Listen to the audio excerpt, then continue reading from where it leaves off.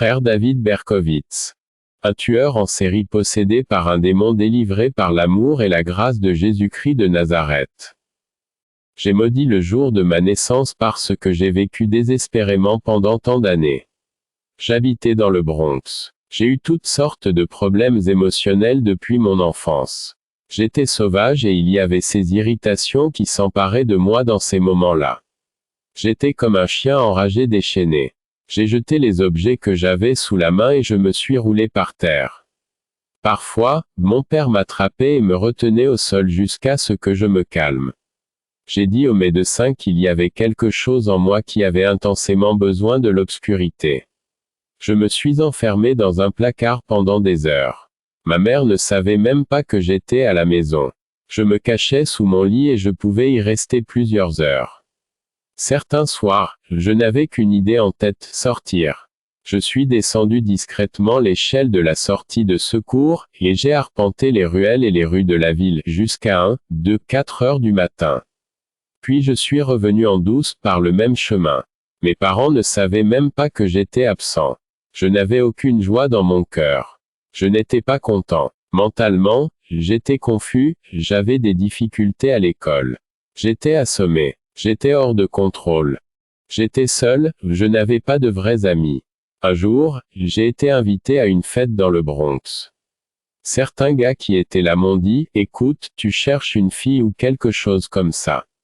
Vous ne voulez pas passer un bon moment. Nous avons des amis qui se retrouvent dans le parc près d'ici. Je suis allé au parc. Nous nous sommes enfoncés dans la forêt. C'était Pelham Bay Park dans le Bronx et beaucoup de gens y buvaient et chantaient. Je me demandais ce que c'était. J'ai commencé à parler à quelques personnes et elles m'ont dit, eh bien, vous savez, nous sommes païens. Nous sommes des sorciers et nous passons un bon moment. Nous venons ici pour passer un bon moment. Ce sont eux qui m'ont initié au satanisme.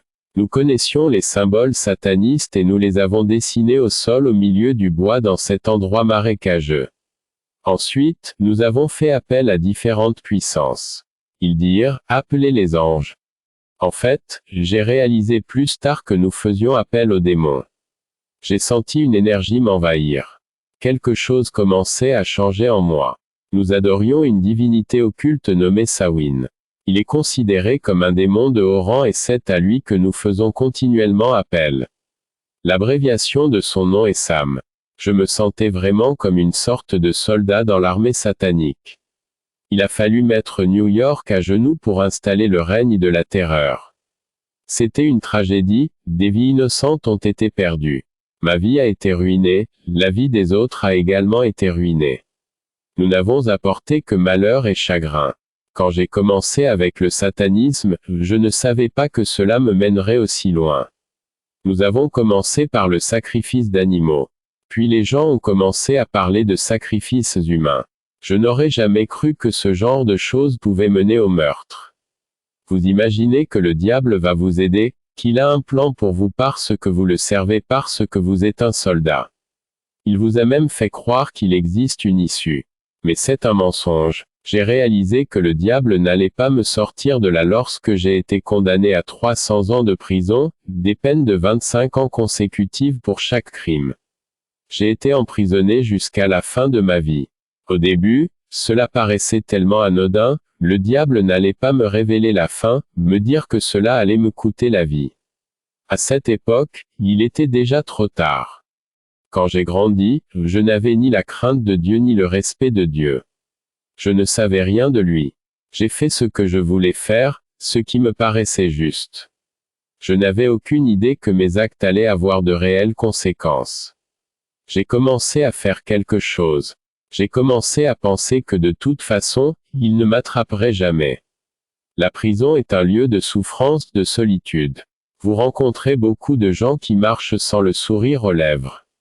On ne les voit jamais sourire. J'ai vu des gens se suicider en prison. J'en ai connu personnellement, ils se pendaient parce qu'ils avaient perdu tout espoir. Ils se sont pendus dans leurs cellules. J'ai vu des gens se poignarder pour des bibelots. En prison, il y a un tel niveau de colère, les gens sont frustrés, ils savent qu'ils ont perdu la chance de leur vie, ils sont amers, ils se rejettent leur amertume les uns sur les autres. J'aimerais pouvoir y retourner et tout recommencer. Être le fils de Sam était un énorme gâchis, un énorme mensonge. Satan m'a totalement attiré, je ne savais pas ce que je faisais. J'étais juste programmé pour tuer. J'ai blessé des gens, j'ai tué des innocents. Je le regrette vraiment, tu sais. C'est un fardeau et un chagrin continu dans mon cœur. Ces vies ont été détruites à cause de ma stupidité. Je n'ai aucune excuse. Il n'y a personne d'autre à blâmer que moi. Je ne pense pas que les gens réalisent la profondeur de la méchanceté de Satan envers la race humaine, à quel point il déteste les êtres humains et la création de Dieu. À quel point il veut détruire les gens. Plus ils sont séduits jeunes, plus cela est avantageux pour lui. Au début, je n'étais pas sérieux. J'ai joué avec le feu, j'ai été gravement brûlé. Je sais que le diable a un plan pour chaque personne, il veut détruire et emmener cette personne en enfer. Il le rend aveugle au danger des choses qu'il fait, finalement, il vole son âme. Je marchais dans la cour de la prison par une froide nuit d'hiver. Seul, je tournais en rond, mais cette nuit-là, un autre détenu s'est approché de moi et m'a dit, « David, Jésus t'aime beaucoup. Dieu a un plan pour ta vie. Il m'a demandé de venir te dire qu'il a un plan pour ta vie. Écoutez, Dieu ne s'intéresse pas à moi. Je sais que Dieu n'est pas pour moi. Je ne crois pas que Dieu m'aime.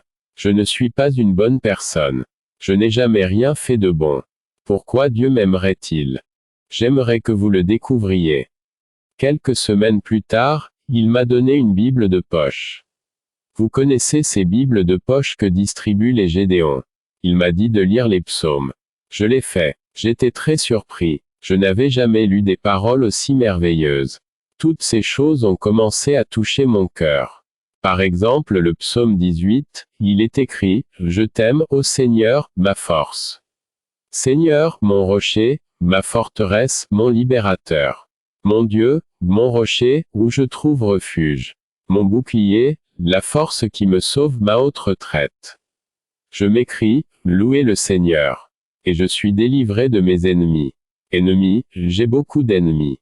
En prison, j'ai dû me battre plusieurs fois, vous savez, pour protéger mon territoire. Une fois, comme vous pouvez le constater, ils ont essayé de me trancher la gorge en 1979. Toutes ces années, j'ai été dans les griffes du diable. J'en avais marre de la vie, j'en avais marre de tout. J'ai dit, laisse-moi tranquille, je vais mourir en prison, c'est tout. C'est à cette époque que j'ai commencé à lire la Bible pour la première fois de ma vie. Dans le psaume 18 au verset 6 par exemple, il est écrit, « Dans ma détresse, j'ai invoqué l'Éternel, j'ai crié vers mon Dieu, de son temple, il entendit ma voix, et mon cri parvint à ses oreilles devant lui. » On dit que Dieu entend. Un soir dans ma cellule, il était presque minuit, je lisais la Bible. Je ne me souviens ni du passage ni du psaume, mais soudain, j'ai encore senti cette oppression m'envahir. Alors que cette chose m'arrivait, j'ai dit à Dieu, « Tu sais, je n'en peux plus. Mon Dieu, si tu es là, si tu veux faire quelque chose pour moi.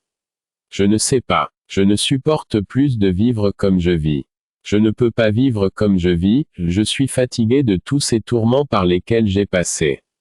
Je n'en peux plus de toute cette haine, je n'en peux plus de vivre quand je sais que j'ai blessé des innocents, détruit des vies.